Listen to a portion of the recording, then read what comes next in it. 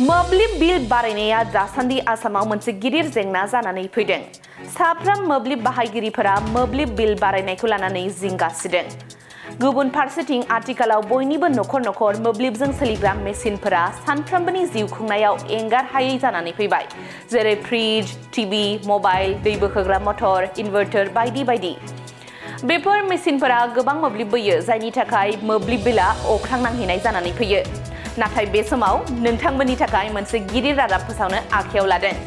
देग्लायनि गोलोम बोथोराव नोंथाङा मोब्लिबनि बिलखौ लानानै जिंगासिनांगौ गैलिया। बे रादाबा नोंथांनि मोब्लिब बिलनि जिंगाखौ बाङाइ खालामगोन।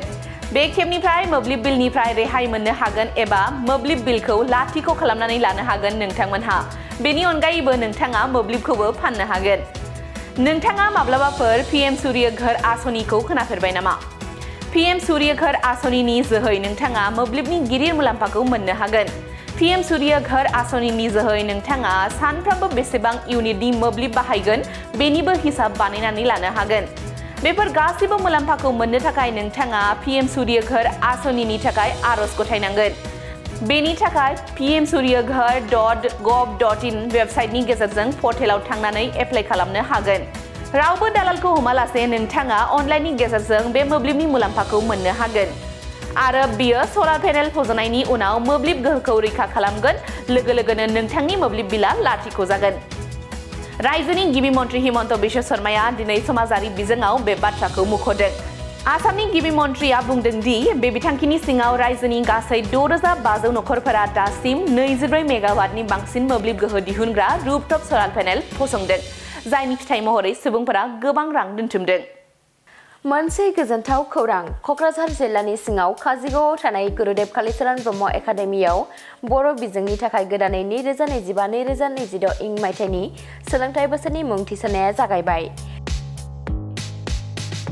थाखो बिथराइनिफ्राय लानानै थाखो गुसिम मुं थिसननाय जागोन। मुं थिसननाया 10 फेब्रुआरिनिफ्राय जागायगोन।